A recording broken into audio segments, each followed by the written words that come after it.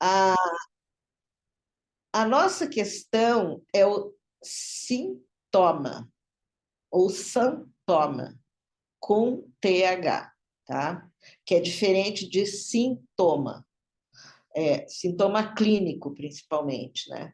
Então, até o Marcos fez a gentileza de traduzir, colocou nos slides, e eu acho que para a gente delimitar bem essa questão desse sintoma, talvez fosse interessante uma explanação.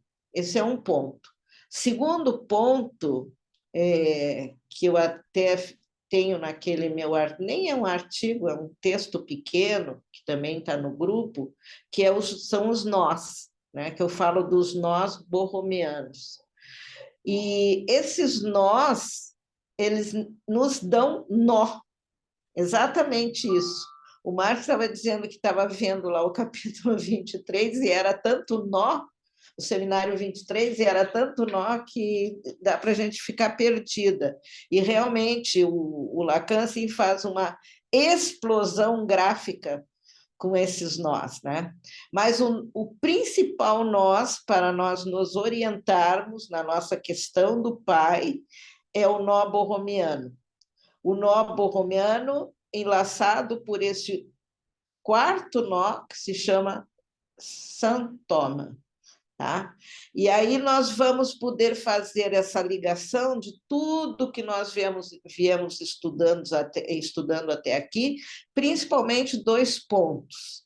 A questão do pai em Totem e Tabu, né? Foi bem explorado, bem visto aqui, e também a questão da culpa, que o Marcos fez a partir de uma concepção de um autor japonês, da relação do pai, da mãe, do filho, ou seja, o complexo edípico, né? E a diferença que há em relação, a diferença que há de uma cultura a outra, da cultura ocidental para a cultura oriental, mas que nas duas culturas a culpa se apresenta em relação à morte do pai. Lá na cultura oriental, também em relação à morte da mãe. Então, vejam bem, parece que em Totem e Tabu, e também nesse texto japonês,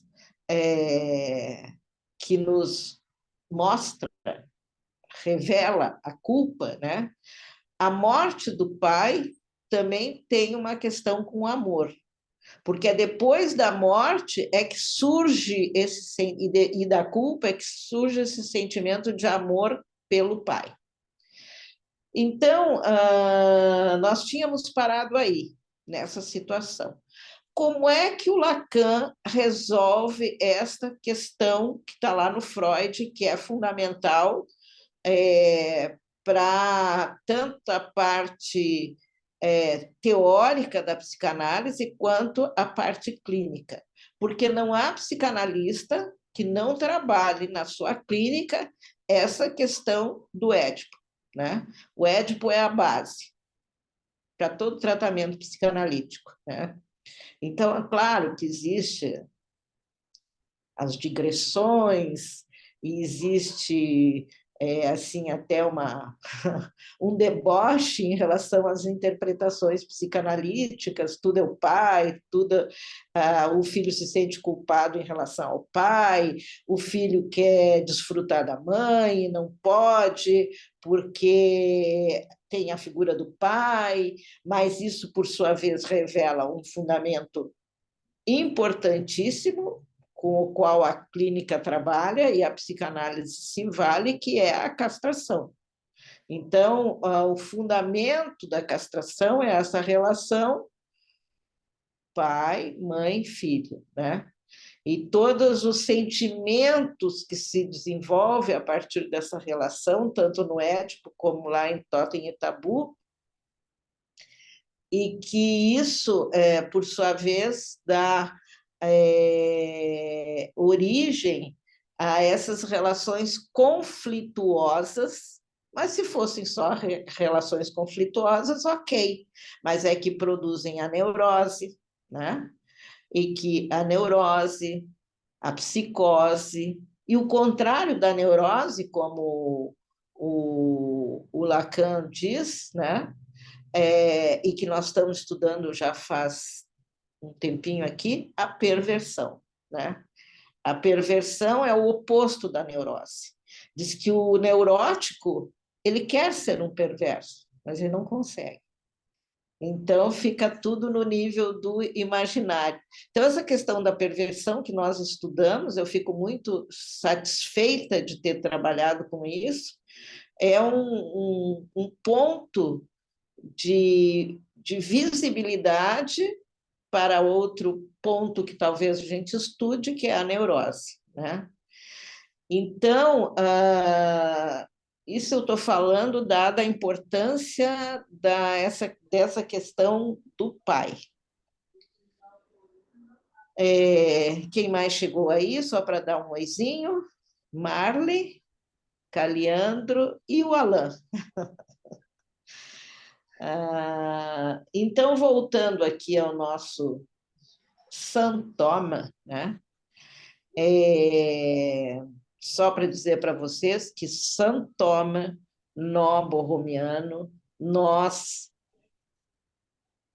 pai, père em francês, ou père version, ou versão do pai, do Lacan, é todo um apanhado de significantes importantes para o que nós estamos tratando aqui. Marcos, você quer botar os slidezinhos? Acho que eu quero que tu ponha até a imagem do texto aí. Essa imagem que identificou o nosso grupo essa semana é um quadro, não lembro de quem, mas ele denota muito o que nós temos visto, né? É o pai devorando o filho, né? Então, é um ato de barbárie, é um ato de horror. É do Goya? Não sei, mas se for, ótimo, porque o Goya é que tem essa visão de claro escuro, né, que eu gosto bastante. Então, é a relação de um pai com um filho, e essa relação é de horror, e essa relação é carnívora. E pode ser assim, nós podemos assim definir essa relação. Então, era sobre essa imagem aí que eu queria falar um pouquinho, mas o que nos interessa aqui é o Santoma. Então, coloca aí, Marcos, por favor. Isso aqui é ótimo, essa definição, que depois eu vou falar das datas também, e por que que o Lacan mudou para perversion, né? De pai, père, para a versão do pai. Então, a palavra santoma originou-se em 1945 na língua francesa, com uma tradução falada de sintoma, do sintoma médico latino, né? Uma palavra de origem latina, para significar uma coincidência, cum incidere, isto é, aquilo que cai junto, tal doença e tal sinal objetivamente para o médico. Isso é ótimo para a gente entender basicamente o que é um sintoma, né? Sintoma é um sinal, né?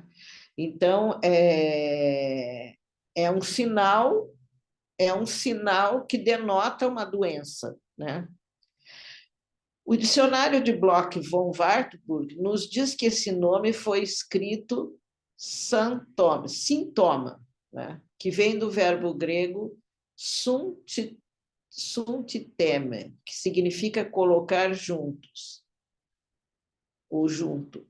Há, portanto, uma equivocidade homofônica com a qual Lacan jogará a partir de 1975, e essa data é muito importante, é a data do seminário do sintoma do Lacan, mas que marca uma mudança no pensamento do Lacan. Mas por que então? Sintoma é apresentado por Lacan sobre a topologia dos nós, ou seja, o novo caminho que ele toma agora a partir de 73. De fato, essa data marca uma crise. Por 6 anos, de 66 a 73, Lacan quis demonstrar logicamente o que é a realidade, graças à matemática. Ele conseguiu, com a interpretação dos 4 discursos, sem palavras, que todo mundo conhece, do mestre, né, da histérica, da universidade e do analista, que juntou-se a ele o discurso capitalista mais tarde, né, e das fórmulas quânticas da sexuação, que vocês têm no seminário 20, que é importantíssimo para a gente entender Lacan e principalmente os chavões da psicanálise lacaniana: a mulher não existe, a relação sexual não existe e tudo que não existe, que são as fórmulas da sexuação. Está lá, eu acho que é no capítulo 4, não tenho certeza, do seminário 20. E o desafio da matemática era operar uma transmissão sem perdas, como qualquer ciência cuja demonstração se sustenta por si mesma e não pelo nome próprio do inventor. Então, assim como Freud, Lacan tem uma pretensão científica, né? Porque nós sabemos que Freud, como neurologista, como cientista, ele sempre quis colocar a psicanálise à altura das outras ciências, né? Embora o objeto da psicanálise não fosse um objeto como de uma outra ciência qualquer. Lacan também tem essa pretensão, embora a base científica dele seja o estruturalismo. Por isso, esse apego pelas questões da linguagem, né? Tá. E mais adiante, Marcos, tem mais um, né? Em sua conferência de 16 de junho de 75, no simpósio James Joyce, Lacan faz uma clara distinção. O pai como nome e como aquele que nomeia não são o mesmo. O pai é esse quarto elemento sem o qual nada é possível no nodo simbólico do imaginário e do real. Aqui, nesse seminário, que é o seminário 23, todo ele, né, a maior parte dele, se vocês olharem dentro do seminário, ele é dedicado aos nós, né? E não só aos nós, mas ao touro, as formações geométricas possíveis com essa articulação que ele faz em torno do real, do simbólico e do imaginário. Eu não sei se o Marcos colocou aí, mas depois vocês peguem este exemplo, que é o melhor exemplo, que é onde vocês têm os 3 nós: o simbólico, o real, o simbólico e o imaginário enodados, né? E no interior deles, amarrando essa parte aqui côncava, né? Mas pode ser em qualquer direção, é como uma banana que amarrasse ali os 3, que se chama sintoma, tá? Que ele diz sintoma borromeano. Então, dos nós borromeanos ao sintoma borromeano, né? e que ele vai dizer que o pai é o quarto elemento sem o qual nada é possível no modo simbólico do imaginário do real.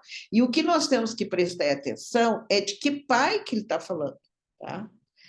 Assim, em 1º de fevereiro de 75, no seminário RSI, Real Simbólico Imaginário, que é um seminário que foi por muito tempo não foi publicado, era um seminário assim transcrito pelos membros do seminário do Lacan. Ele fala do nome do pai,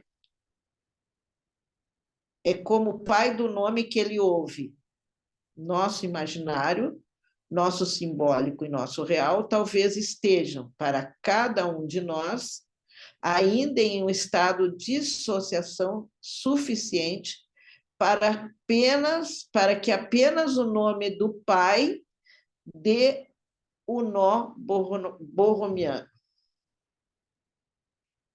Isso é, você é, cada um, tão inconsistente quanto seus pais. Mas isso é precisamente por estar completamente suspenso por eles. Olha, isso é algo que a gente sabe desde sempre, né? É que mesmo que a criança cresça e queira se desvencilhar dos pais, os pais, e principalmente o pai, vai estar sempre presente. Tem até uma frase, deixa eu ver se eu acho ela aqui, que fala que é do Freud, que está, acho que está em Totem e Tabu, e que ele usa diversas vezes, que é, não, queria achar a frase mesma, mas é essa aqui.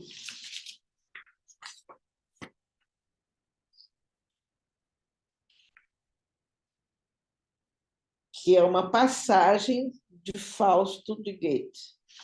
Aquilo que herdaste dos teus pais, conquista-o para possuí-los. Citado em Totem e Tabu e em Esboço da Psicanálise. Note-se que a figura paterna, propriamente dita, está na berlinda, pois pais refere-se a vários pais do sexo feminino, masculino, não ao casal, pai e mãe, porque aí seria outra palavra em alemão, né? No caso, no original, seria Eltern, né? E não Vätern. Temos um movimento duplo que envolve a negação pelo sujeito do modelo paterno, mas, simultaneamente, sua aceitação. Esse é um exemplo fantástico, porque qualquer família, na hora da morte do pai, né, ele cita bem ali que se trata do pai masculino, que é o responsável pela família, vai se haver, os filhos sempre hão de se haver com essas questões do que herdaram dos pais, principalmente do ponto de vista material. Então, essa referência àquilo que tu herdaste dos teus pais trata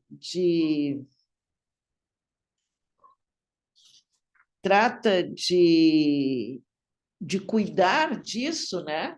É uma relação à materialidade dos bens, mas que não seja, mas que não deixa de ser dos bens imateriais que o filho herda do pai ou da família, né? Sendo o pai o representante.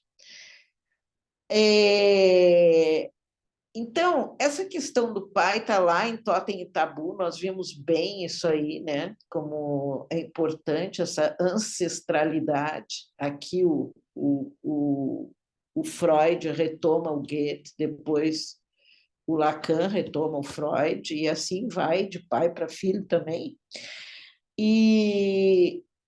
Mas é importante ver o seguinte, que a nossa referência freudiana, no caso, é o texto do Totem e Tabu, e o mito do pai, né? Dos filhos que matam o pai porque queriam, e vejam aqui uma coisa bem interessante, o que os filhos queriam?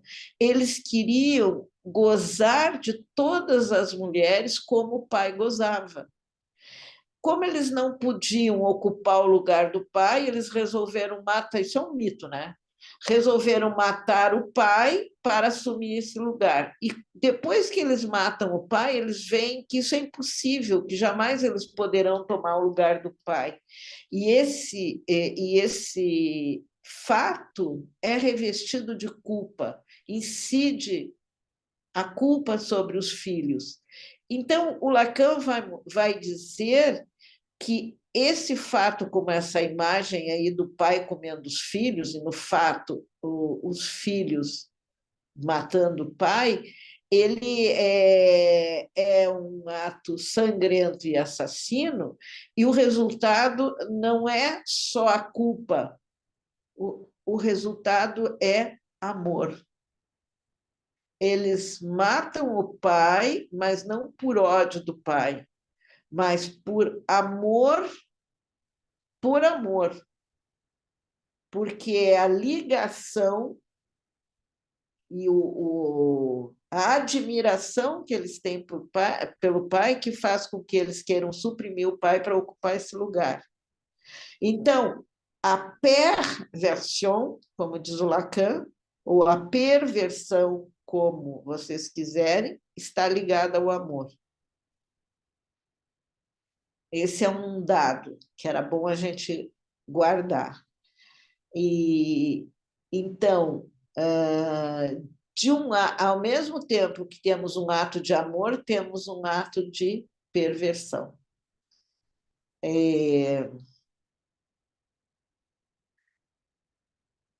E agora aqui, então, esse é um dado, né? Do pai e da perversão. Agora aqui nós temos um outro dado que também está lá no Totem e Tabu. A imaginação de ser o redentor, pelo menos na nossa tradição, é o protótipo da pai-versão, perversão. Na medida em que há a relação do filho com o pai, surge essa ideia tresloucada do redentor. E isso há muito tempo. O sadismo é para o pai, lembre-se da imagem lá, né, do pai comendo o filho, e o masoquismo para o filho, que quer ser devorado. Freud, de todo modo, tentou se desprender desse sadomasoquismo, e esse é o único ponto onde há uma relação suposta entre sadismo e masoquismo. Nós vimos aqui, no nosso curso, durante nossos encontros, que são dois tipos de perversão, né? O sadismo, aquele que se ocupa do objeto, que quer o objeto, que aniquila o objeto, né? E o sadismo. E o masoquismo, lá onde o objeto é ele mesmo. Então, toda a pulsão se volta contra ele mesmo, né? As pulsões parciais se voltam contra ele mesmo. Então, na teoria, nós podemos pensar assim, né, ingenuamente, né, onde há um sádico, há um masoquista, que é aquele que se entrega ao masoquista. Mas não é assim. Sadismo e masoquismo são coisas separadas. Então, aí diz que é o único lugar que eles aparecem juntos, e aí nessa referência que o Freud faz em relação ao Redentor. Não é só em Totem e Tabu que Freud se ocupa disso, ele também fala lá em Moisés e o monoteísmo, né? Quando ele fala da religião do pai. Então, nós temos uma relação a esse Deus uno, total, né? Absoluto, Pai único, né? E o que eu queria dizer é que essa, essa totalidade é o Pai, né? E não é uma relação com o Filho, é o Pai da religião judaica, né? Aquele que tem o poder, o saber e a verdade. E, inclusive, ao ser perguntado, ele diz, né? Quem és tu? Eu sou o que sou, ou seja, eu sou uma coisa única. Acontece que esse Pai Todo-Poderoso, nós sabemos, né, da história das religiões, aí, da religião, que esse Pai Todo-Poderoso, ele, como o filho não tem acesso a ele, né? Acontece que vai surgir essa ideia de redenção. E essa ideia de redenção é a redenção do filho. Então, nós temos uma vertente da religião judaica, que é a religião cristã, que se apoia não apenas na verdade do Pai, mas também é a religião do Pai, mas agora se trata da religião do Filho. Legal, né? Então, aí nós temos uma subdivisão, vamos dizer assim, dessa autoridade paterna. Acontece que o filho continua sofrendo na mão do pai, né? Tanto que Cristo morreu na cruz e a pergunta que ele faz é: Pai, por que me abandonaste, né? Então há essa noção de desamparo, né, por parte do filho. E não sabemos nós, né, qual foi o sentimento que o Cristo teve na cruz em relação a esse pai que não estava ali para salvá-lo, né? Que na verdade salvou, pelo menos é o que reza a lenda, né? Salvou, mas salvou numa outra dimensão. Como eu não sou tão dotada dessas histórias religiosas, as minhas vão mais pelo imaginário, que são as histórias que eu conto para os meus netos. O Alan levantou a mão. Foi o Alan que levantou a mão? Eu vi que alguém levantou a mão, se fosse sobre isso. Não, sim, sim, Cris. Eu só confirmei. Muito bom mesmo a tua. Não é imaginário, tá? É pelo menos a cultura, né? Então já está mais no simbólico também, né? Não, justamente, até era disso que eu ia falar. É, digamos assim, nós temos aí duas dimensões, claro, né? Nós temos todas a religião, ela nos traz essa as religiões, como é que a gente fala? Que tem uma referência só, que é o cristianismo, o judaísmo e o islamismo. Monoteísta?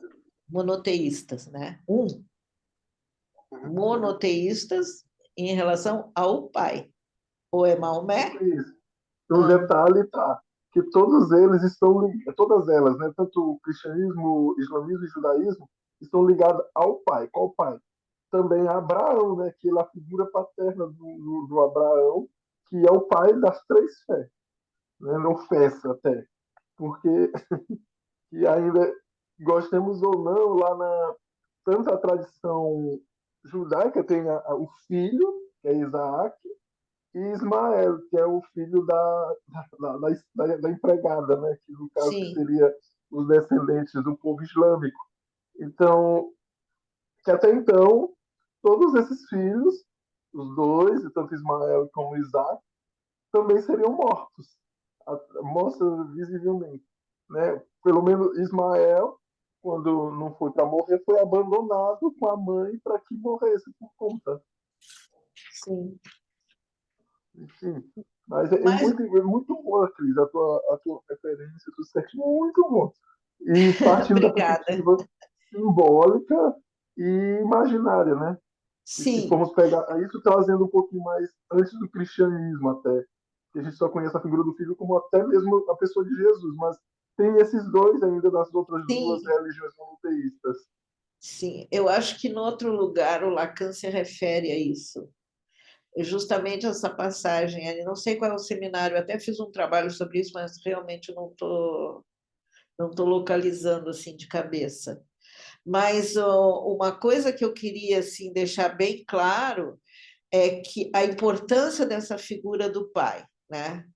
E a volta que o Lacan dá, né? Porque até então, até 1975, o Lacan tem todo esse envolvimento e essa questão de uma forma abstrata em relação, inclusive, à linguagem, né? A Milena queria falar? Pode falar, Milena. Ai, gente, mas o de vocês também sumiram? Meu ícone sumiu de levantar a mão. Mas, ô, professora, eu estava pensando um pouquinho antes de vocês falarem sobre as religiões e o monoteísmo, eu estava numa coisa assim que eu nunca tinha pensado. Você disse assim, ó, que se a gente pensar no Totem e Tabu, todos os filhos, eles se juntaram de alguma forma para aniquilar o pai. No entanto, o pai era um só, eles eram muitos.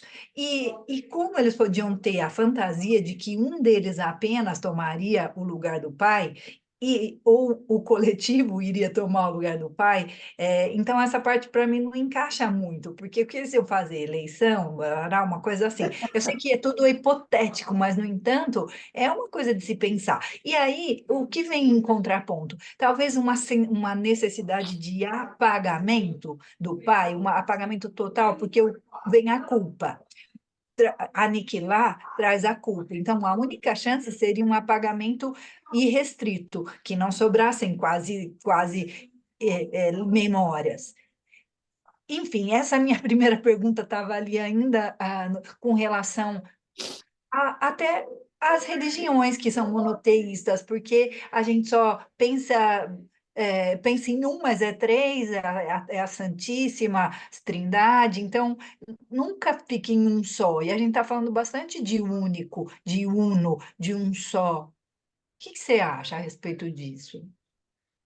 Não, até isso eu iria tocar nesse assunto, Milena, porque é o seguinte: nós temos a religião do pai, né, nessa a religião cristã, nós temos a religião do pai substituída pela religião do filho. Mas tem aí um elemento, além do filho, um terceiro elemento, né, que é a Trindade, que é o Espírito Santo.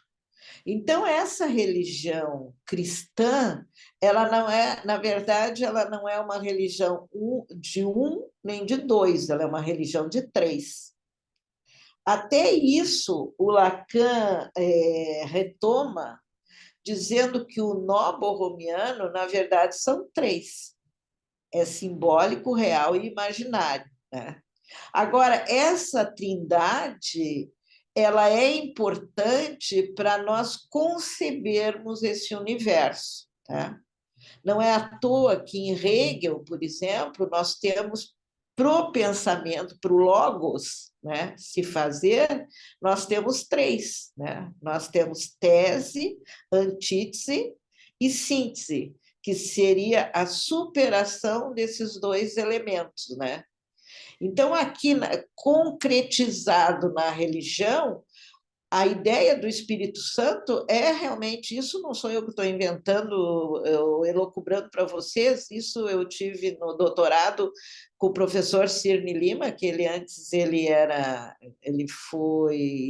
foi um grande estudioso das religiões, já morreu, ele era um grande estudioso de Hegel, né? Ele dizia que nós só podemos ter um se tivermos três, pelo conflito dialético mesmo. Nós temos que ter essa síntese para o pensamento evoluir, para o pensamento andar, para a história se fazer. Como a coruja lá de Minerva, que alça voa ao anoitecer, ela vai de síntese em síntese produzindo a história.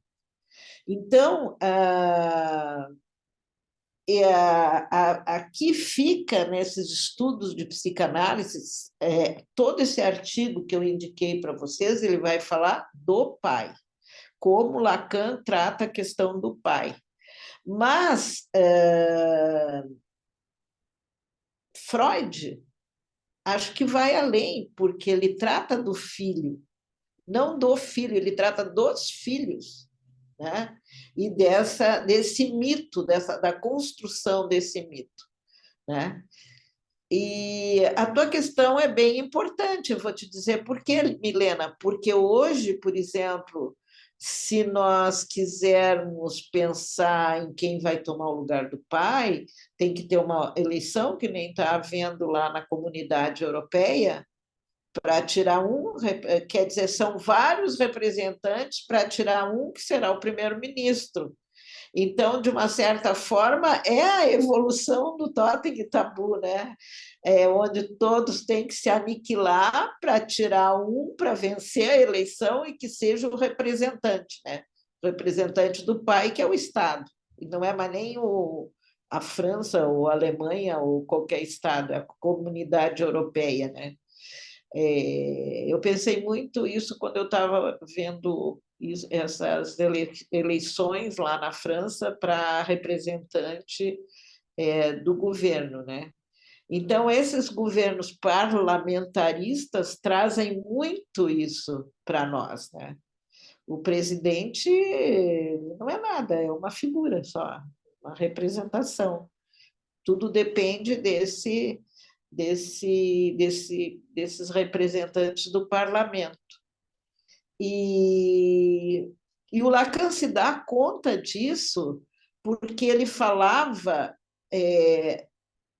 do nome do pai. E ele passa a fazer, e depois ele põe em xeque esse nome do pai e passa a fazer referência aos nomes do pai mais adiante, até chegar a essa última referência aqui do Seminário 23, que é o pai do nome. Então, ele vai jogando com esses significantes, porque ele se deu conta, né, que essa questão do pai é apenas uma versão. Então, é por isso que se chama perversion. E ele faz esse trocadilho, perversion, versões do pai, né? Com a palavra perversão, né? Que tem muito a ver com o que nós estamos tratando aqui na psicanálise, que é a relação da perversão e da neurose, né? O contrário da neurose, e como isso está na origem dos conceitos psicanalíticos, né? Perversão não é o pedófilo, perversão não é o voyeur, perverso não é só o pedófilo, o voyeur, o masoquista. A perversão é o conceito fundamental que embasa tanto a neurose quanto a psicose, sim, e também a perversão. Tá? Então, o que eu estava falando para vocês desse artigo, ele faz assim, perversão, a relativização do nome do pai. Nem precisava ser do nome do pai, a relativização do pai, né? para não ficar esse sentido assim dúbio que a relativização do pai pode ser qualquer coisa, que é um grande problema que nós temos com essa questão de gênero, por exemplo, né? Que, sabe, não é uma definição, é uma coisa que pode ser qualquer coisa, não é qualquer coisa, né? É, é alguma coisa com suas referências. Então, eu acho que isso ele diz assim aqui no artigo, a relativização do nome do pai, mas, na verdade, no caso do Lacan, né? Mas é a relativização do pai. Então, ele diz assim, qual é a relação do sintoma, né? Aquele quarto nó, e a perversão. Então, parece que tem 4 elementos, né? É o elemento abstrato, universal, que ele fala como abstração, normatividade, universalidade, normatividade e efetividade. E ele vai dizer que isso está tudo em xeque, né? Que o Lacan chega à conclusão e põe esses elementos em xeque. Como assim? Em relação à abstração, parece assim que, para o Lacan, antes, né, esse pai era, tudo girava em torno do pai, significa que o pai era um pai ideal. Mesmo nas religiões, nós ainda temos, assim, quando se fala de Deus, ou do nome de Deus, da figura de Deus, é uma idealização, né? Então, e uma abstração. Ele vai dizer que essa abstração está em xeque, porque o que vale é o pai real, tá? Assim como lá em Totem e Tabu, aquele que gozava de todas as mulheres, ele era real por quê? Porque havia gozo. Tá? Ele disse: não há nada mais real do que o gozo. Então, esta é a realidade. Né? Então, o que é que nós queremos saber? Alguma coisa sobre perversão? Vamos ver o que há de gozo nisso. Sobre, se vocês que são analistas tratam lá da neurose, né? Qual é a relação de gozo do neurótico? Né?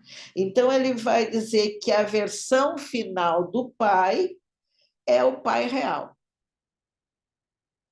Né? Porque o pai morto, lá, aquele lá do Totem e Tabu, é um pai ideal, é um pai imaginário. Então, Lacan vai substituir essa versão imaginária por uma versão real, né? Vai assumir essa versão real. E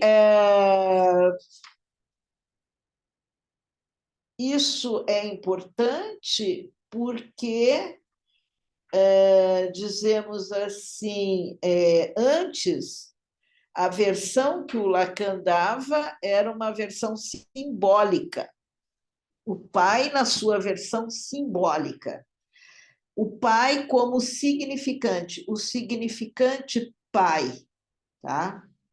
A essência e a função do pai como nome, como pivô do discurso, derivam precisamente do fato de que, afinal, jamais se pode saber quem é o pai. Podem ir procurar, porque sempre será uma questão de fé.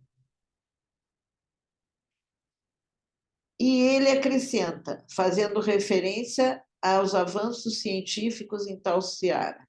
É absolutamente certo, aliás, que essa introdução da pesquisa biológica da paternidade, de modo algum, pode deixar de ter incidência sobre a função do nome do pai. Mas essa é a teoria lacaniana lá de trás, de 68, onde para ele o pai era um significante, e esse significante é que dava toda a linhagem da relação edípica, só que não era mais aquela relação edípica como nós tínhamos lá no Freud. Estava mais ligada à função do significante. né, da relação ao significante. Agora, se nós pegarmos a leitura freudiana de Totem e Tabu, né, o pai é o pai da horda primeva que goza de todas as mulheres. Então, aí aparece o gozo. Então, o pai real está ligado ao gozo. E não a esse nome do pai, a esse significante. Inclusive, lá em Lacan, vocês têm a questão da presença, a ausência do pai, né? E não a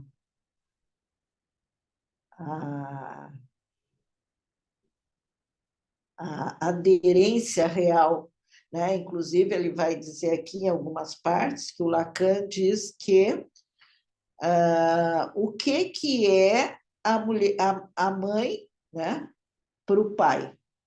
Ela é um objeto. Ela é um objeto, a mulher é um objeto para o homem, a mãe para o pai, e que ele quer gozar dessa mulher. Mas e a mulher? O que ela faz? Ela não precisa do pai. Ela tem essa relação aos filhos. Seus objetos são os filhos. Então, essa importância do pai aí já é desmascarada nesse momento. Tá? A mulher não está nem aí. Os objetos dela são os filhos. Então, essa abstração, essa excelência do pai cai por terra, digamos assim. Não é que cai por terra, é o primeiro estudo do Lacan, o primeiro momento do Lacan que ele dá essa importância ao simbólico. Tá? Eu quero passar aqui adiante, depois vocês, como a gente já viu bastante Totem e Tabu, eu posso passar por cima do Totem e Tabu e me fixar mais na parte do Lacan. Então, esse é o passo 1, tá? Essa abstração, né? Esse pai como nome, esse pai como significante, que é a primeira fase do trabalho do Lacan. Aí, o passo 2, né, é quando...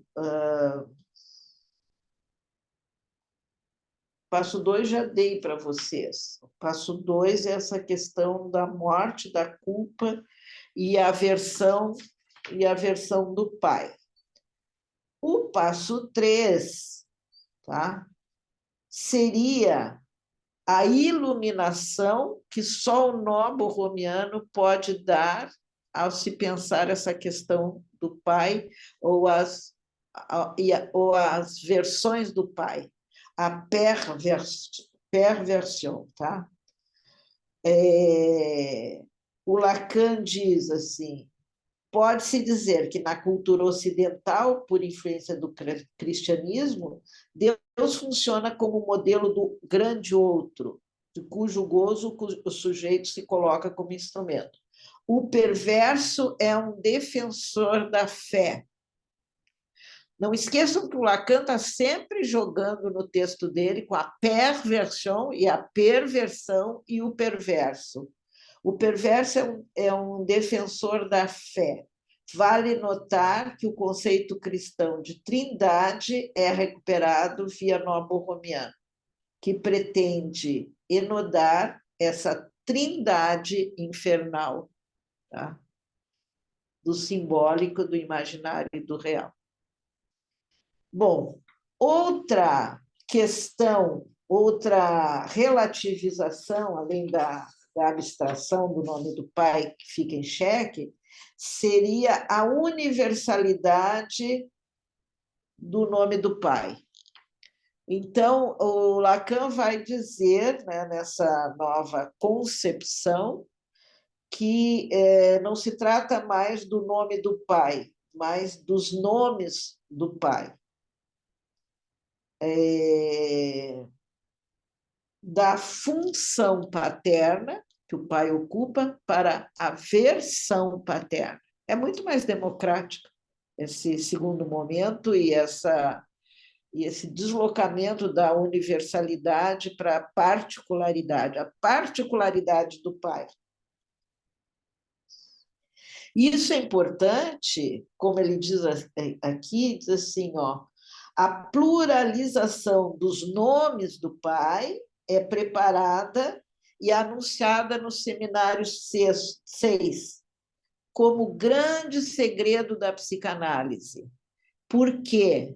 Porque o Lacan repete em várias ocasiões que não há outro do outro. Tá? Nós falamos do grande outro, e o grande outro está lá, né? Pode ser a cultura, pode ser a linguagem, pode ser a Assembleia Constituinte. Tá? Então, nós temos os grandes outros, mas desses grandes outros não tem outro. Nós temos que ter esse outro como ponto de referência, não há outro do outro. Se o nome do pai aparecia até então como um sustentáculo da ordem simbólica,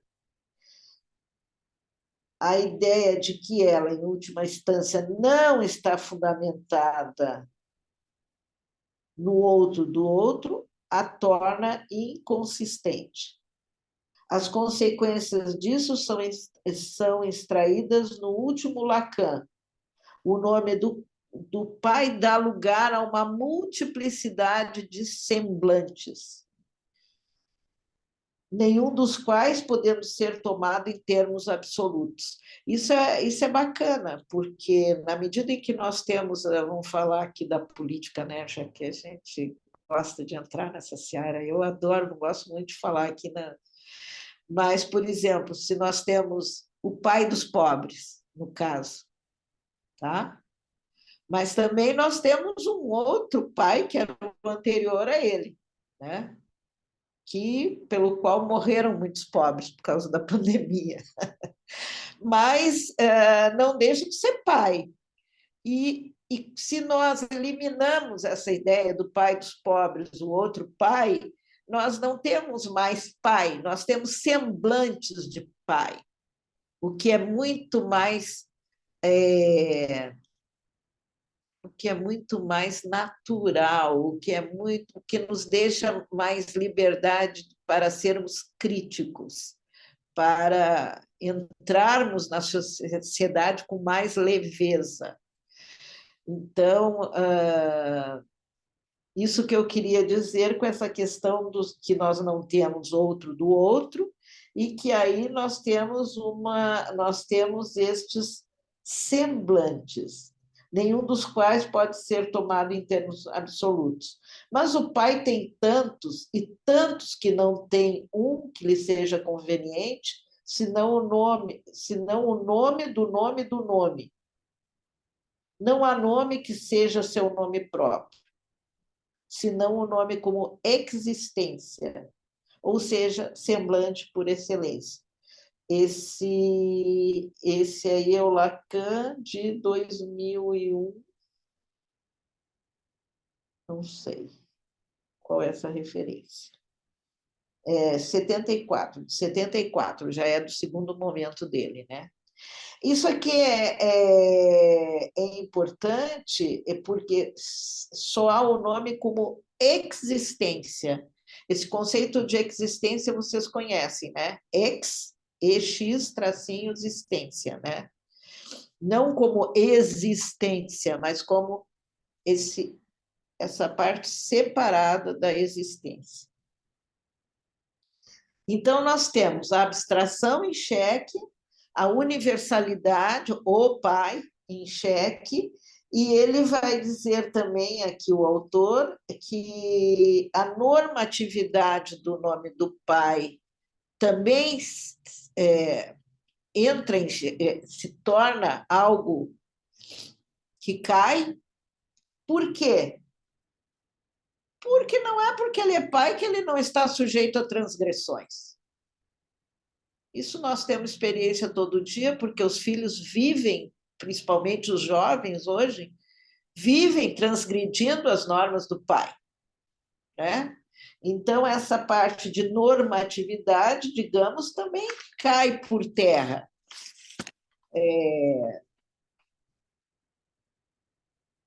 O pai pode ser pai, mas está sujeito à transgressão, né? Submetido à transgressão. E o que a gente poderia dizer com isso, tá? Que a única normatividade possível é a da lei. Isso a gente sabe do Código Penal, do Código instituído, né? A única normatividade que nós podemos conceber é a da lei. Mas aqui não aparece a lei como imperativo, digamos assim, né? Devido a esse fato aí de poder ser transgredida, tá? Agora, aqui é um pouquinho complicado, não vai dar para eu poder expor como deveria, porque essa transgressão da lei ela é passível de penalidade, né? Então, é por isso que nós temos a questão das tarefas do pai, né? E desse lugar do pai que às vezes não é muito. Não, o pai perde esse lugar de todo-poderoso, de infalível. Ele é falível, e quem fala da sua falibilidade são os filhos. E o cuidado que o pai deve ter com a sua palavra, porque a sua palavra tem consequências, né? Mas na medida em que essa palavra não é mais, ela é relativizada, não é mais absoluta, ela deixa de ser a lei. Então, aí nós teremos códigos de lei, códigos de postura, código de atuação. Isso é bem bonito, porque mesmo na nossa prática como professora ou como analistas, nós temos que ter, não é um regulamento, não é não é um código externo, nós temos que dar conta a esses códigos externos, mas nós temos que dar conta também aos nossos códigos relativos à nossa profissão, que são de respeito a uma legislação. E aí a gente vai entrar num outro campo, que não é da política, mas qual é o campo? Da ética. Então, vejam que há toda uma consequência dessa relativização do nome do pai. Deixa eu passar rápido para a gente não ficar aqui nós teríamos muita coisa a dizer, né? Mas eu acho que para essa questão aqui da transgressão, a gente pode tomar como base a ideia de que a função, em lugar da função paterna, nós teremos versões paternas, né? Versões da lei, se nós quisermos assim dizer. A versão do pai, no sentido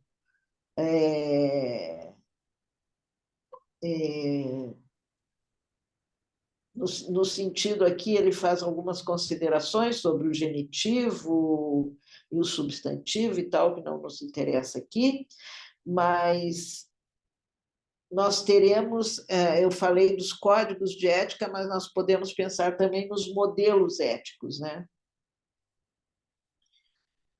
Cris, Ah, eu fazer só uma observação, porque você estava falando da questão do pai, né? E em consultório, a gente, pelo menos no meu caso, eu vejo muito. Aquilo que a mãe faz é perdoado, é bem mais perdoável. Dificilmente o paciente ele demora muito para ver algumas falhas, alguns erros da mãe. Já o pai não, é mais rápido para guerrear. Parece que eles guardam mais. É uma coisa que quando eles vêm para o consultório, eles fazem muita questão de falar o que eles pensam do pai. E assim, você vê que o pai e a mãe, de repente, cometeram as mesmas falhas, mas a mãe ela é perdoada. A mãe, eles procuram uma maneira de estar sempre encobrindo ali aquilo que a mãe fez. E até eles chegarem a enxergar que essa mãe também é falível, eles demoram muito. Já o pai não, é uma coisa mais escancarada, né? É isso que eu percebo.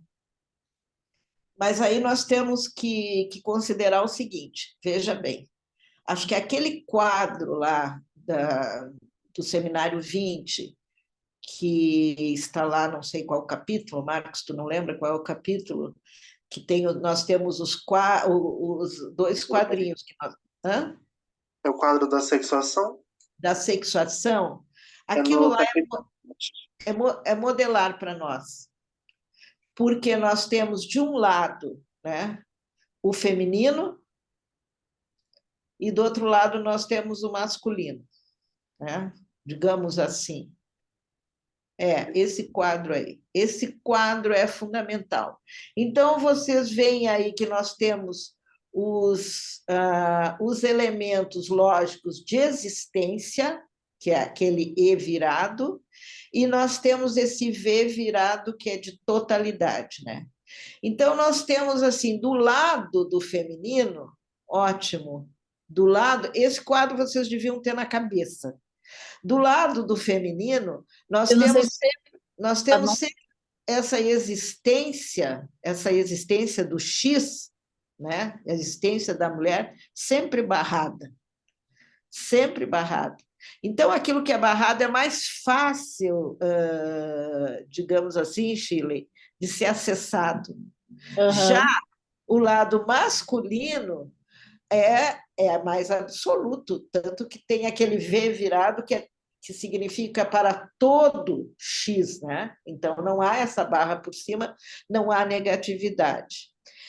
E quando o Lacan se refere a isso, ele diz que desse lado direito, né, seria o feminino, do lado esquerdo o masculino, que isso são posições. E nessas posições podem estar homens com pinto e mulheres sem pinto ocupando essa posição. E do lado masculino, lá, pode ter algumas mulheres fálicas, algumas chefes, chefonas, sei lá, e não necessariamente pessoas, instituições, por exemplo. Imaginem que nesses lugares que as crianças são acolhidas, né, tem a instituição mesmo é o pai, é que tem o falo, né? Então, as relações com a instituição é como se fossem as relações com o pai. E aí não se trata de um homem, nem de uma pessoa, é a instituição. Como eu tinha falado aqui do Congresso, das instituições e tal, né? Então, quando tu diz que se trata, é isso mesmo, né? Então, do lado direito, vocês vejam ali, ó, existe um X, falo de X com essa barra em cima, zero, negado. Por quê? Porque para todo X negado, não vai ter um falo de X. Então, a mulher é essa ausência, né? Do outro lado, Márcio, que eu estou falando do lado direito. Aí, é essa ausência aí de poder, digamos assim. Ora, lidar com pessoas com menos poder é mais fácil, talvez isso que tu identifique aí no lugar da mãe. Por outro lado, né, do lado esquerdo, vocês têm aí, existe um X, não falo de X, mas para todo X falo de X. Então, seria aí a questão do nome do pai, né? não existe nome da mãe. A mãe está barrada em todos os sentidos ali. Então,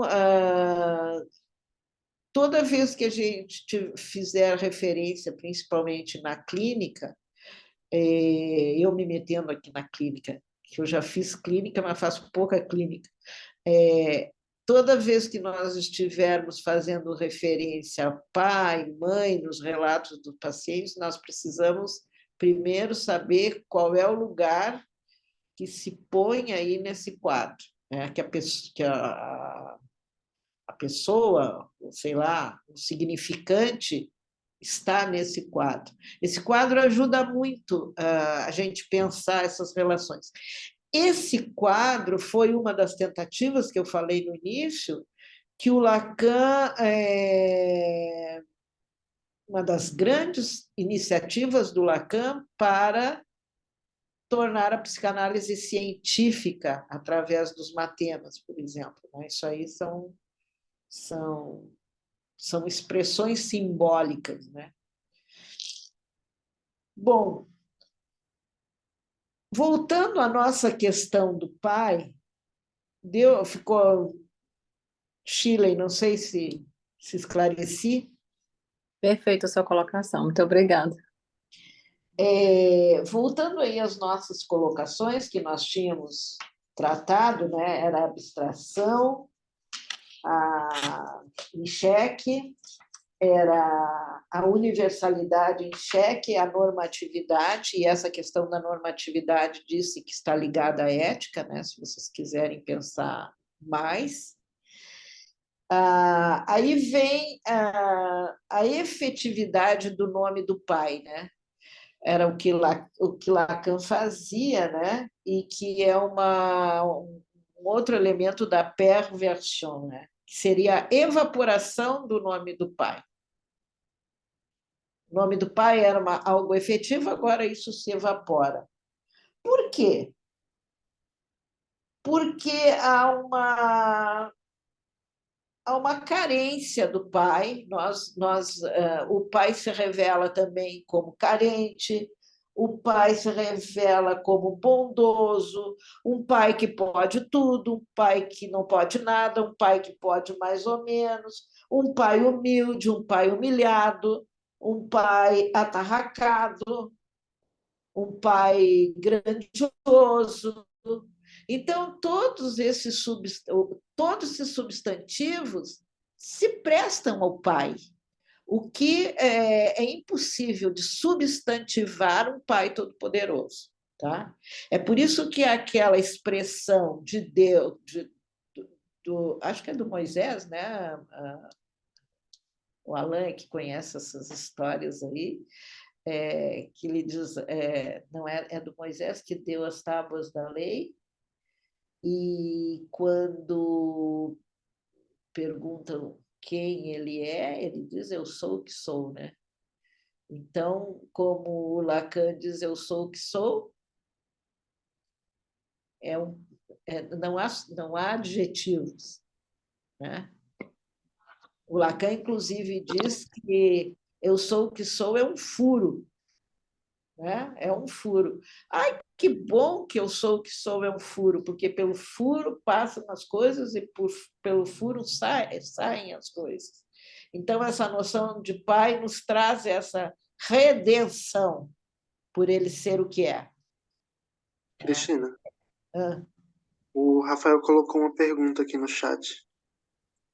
Ele perguntou como fica a questão da neurose obsessiva nessa história com o pai. Não pude deixar de pensar no Homem dos Ratos e a relação dele com o pai.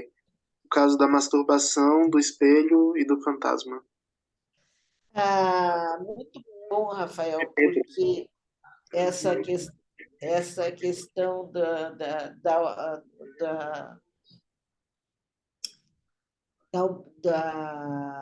do Homem dos Ratos, né? Inclusive, ela fala aqui, deixa eu ver onde que é, do neurótico, acho que é aqui. Deixa eu ver, eu quero te dar aqui, porque aqui tinha uma referência muito boa, exatamente a isso que tu falou. eu ver onde que está. Não sei se eu vou achar aqui, mas diz assim, ó, a diminuição de poder e prestígio social do pai é também constatada no mito individual dos neuróticos, né? Do texto do Lacan. Pelo menos em uma estrutura social tal como a nossa, o pai é sempre, de um lado, o pai discordante em relação à sua função. E no pequeno inventário dos estatutos do pai, de uma questão preliminar a todo o tratamento possível da psicose, enfatiza essa desvalorização.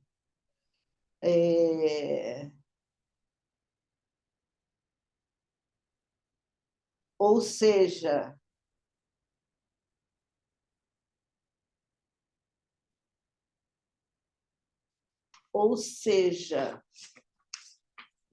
isso que você está falando aí, isso, né? Essa falta de efetividade do nome do pai é que vai dar assunto para esse tratamento das neuroses, né? Aqui, outra vez, exatamente sobre o que você falou, a inadequação do pai ao seu papel desempenha papel crucial em diferentes estruturas clínicas. Nos casos mais importantes discutidos por Freud, deparamos-nos com a impotência do pai de Dora, a mediocridade do pai do Homem dos Ratos, a tibieza do pai de Hans, a doença do pai do Homem dos Lobos e a extrapolação indevida do seu mandato por parte do pai de Schreber. Então, o pai está sempre presente em todas essas estruturas, principalmente no caso das neuroses. Ou seja, para quem trabalha com a clínica, o pai seria um modulador para que se tratasse a neurose. Não sei se te respondi, mas o que eu quis dizer é que você tocou bem o ponto fundamental, tá? Que diz aqui, ó, Lacan chega à sua primeira formulação sobre a psicose tratando da foraclusão do nome do pai.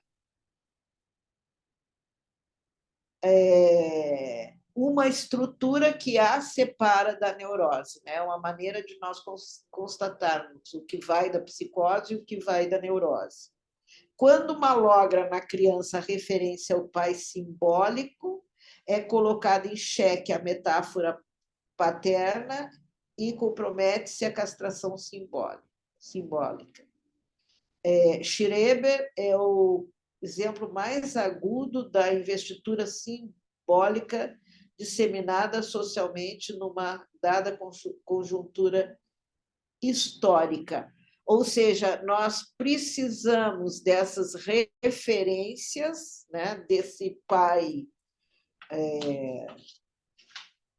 desses semblantes do pai, para localizarmos as diversas nuances da neurose.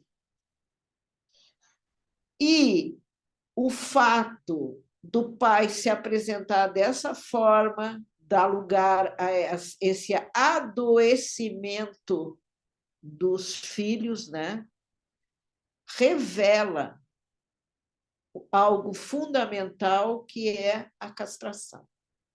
Então, a partir daí, nós teríamos que pensar, né, todos esses casos, assim como você localizou aí, a partir da castração, que está bem revelado aí.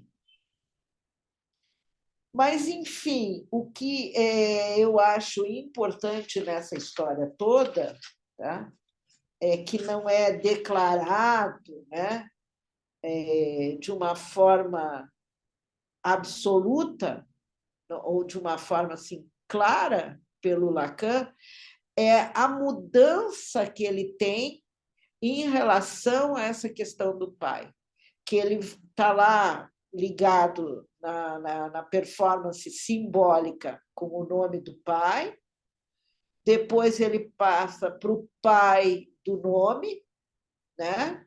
E depois ele trabalha com os nomes do pai para chegar a essa crítica a partir de 1975, né? E onde ele diz que a nossa única referência seria o nó borromiano, porque para trabalharmos teríamos que ter então uma dimensão simbólica, uma dimensão real e uma dimensão imaginária. E o mais bonito, que é o que eu queria deixar aqui para vocês, é o seguinte: isso aqui foi a minha conclusão, mas me deu um trabalho do cão, até falei para o Marcos, que eu perdi até a hora de tanto ler isso aqui, agora perdi o papel que eu tinha anotado a minha conclusão. Espere só um pouquinho para eu achar.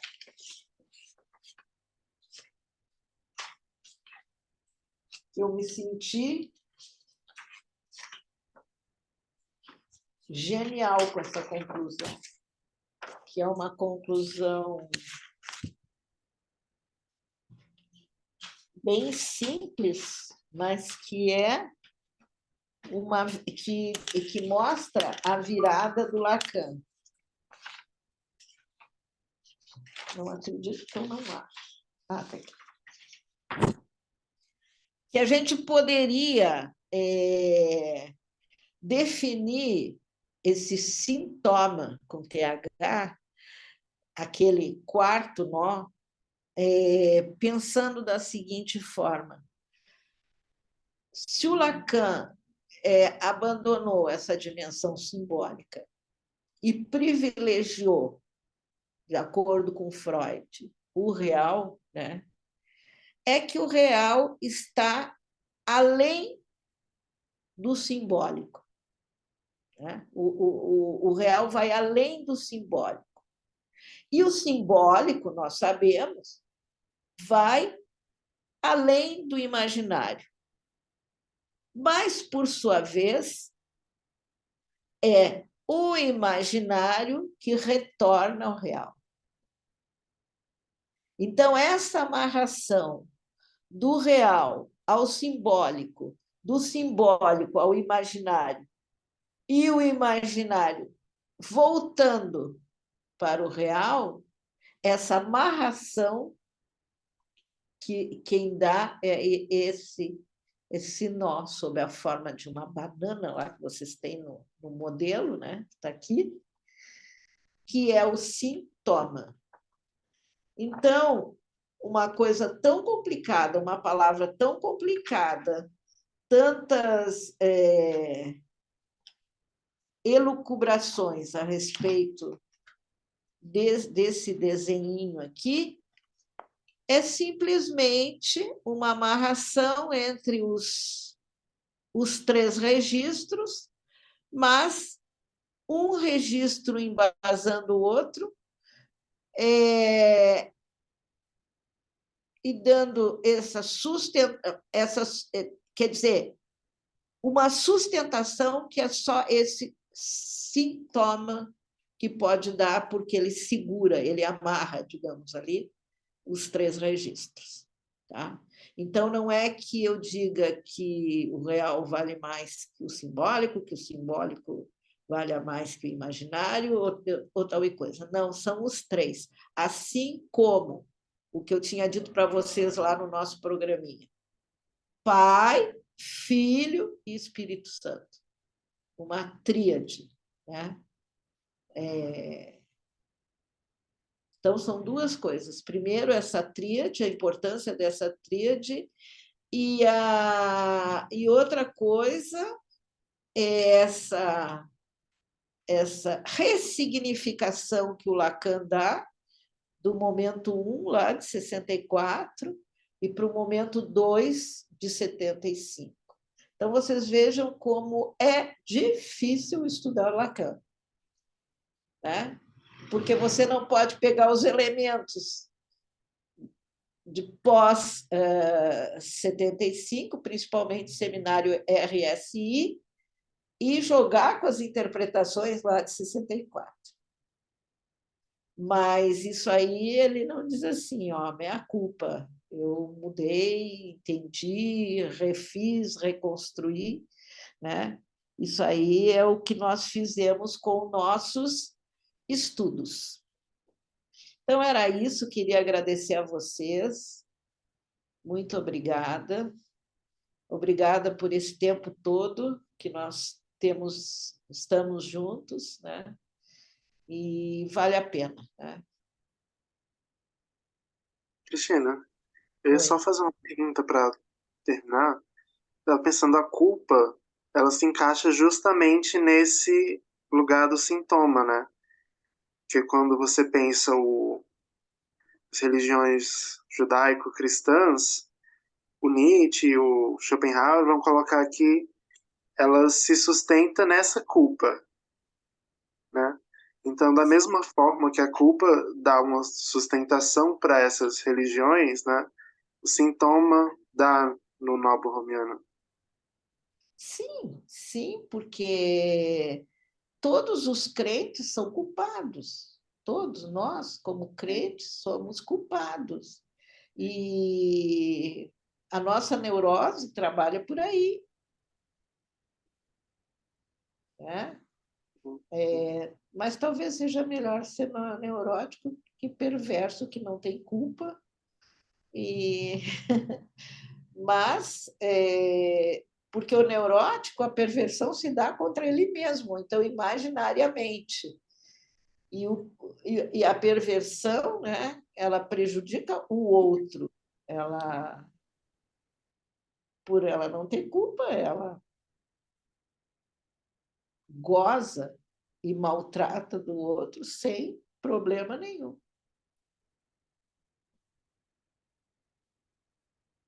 Não, aí vamos dizer assim, o ponto de tensão seria a culpa mesmo. Aí você vai ter as estruturas clínicas, né? A gente está trabalhando aqui com a neurose, né? Que nem eu, quando comecei a minha clínica, lá há muito tempo atrás, há 20 anos atrás, digo, não, eu só vou atender neuróticos leves. Mas isso não existe. Quem trabalha clinicamente sabe que isso não existe. Não precisa trabalhar clinicamente só em consultório, né? Trabalhar, pensar, ser professor, ser estudioso, ser alguma coisa, de maneira clínica, né? Examinando nossos objetos com uma dimensão psicanalítica. Aquilo que eu escrevi, por exemplo, que você mesmo me traduziu, como que você encara a tua prática de ensino? Eu encaro de forma clínica, né? Por isso que eu usei o texto lá do Freud, fiz referência ao texto, como é? Repetir. Eu sempre me engano na ordem, como é que é? Memorar, repetir, elaborar. Elaborar, né? A elaboração de um texto, de uma aula, de um trabalho, né? Tem toda uma dimensão que a clínica sustenta. Então, acho que uma prática de ensino, por exemplo, real, digna, digamos assim, a psicanálise pode nos ajudar muito no papel da transmissão.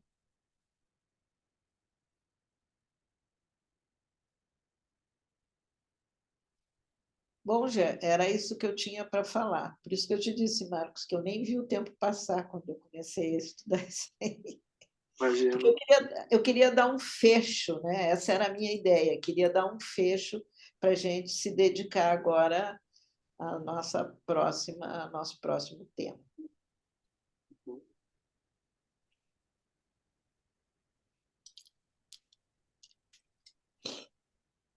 Acho que ninguém mais. Se alguém ainda tem alguma pergunta ou não. Na verdade, só agradecer pelo compartilhamento, né, dos conhecimentos da Cris durante todos esses meses, e eu já quero saber quando é que a gente volta. Porque eu estive até ausente em alguns encontros devido ao trabalho, mas todas as vezes que eu consigo estar aqui, eu saio com uma bagagem muito legal. Então, eu já quero Aí, saber. Chile, faz um pouco de publicidade aí na escola, com o Sempre que eu pessoal. estou faço, eu falo do grupo, inclusive até para os próprios alunos que são pacientes também, eu sempre falo do grupo. É E que até também, quando vocês colocam as datas, eu posto. É porque quando a gente não tem o hábito, né, fica difícil a gente participar.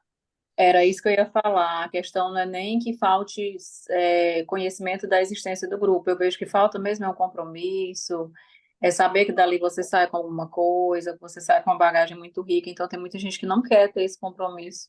Não só com o grupo, né? Mas a psicanálise no geral. A gente sente muita dificuldade para fazer com que as pessoas abracem realmente.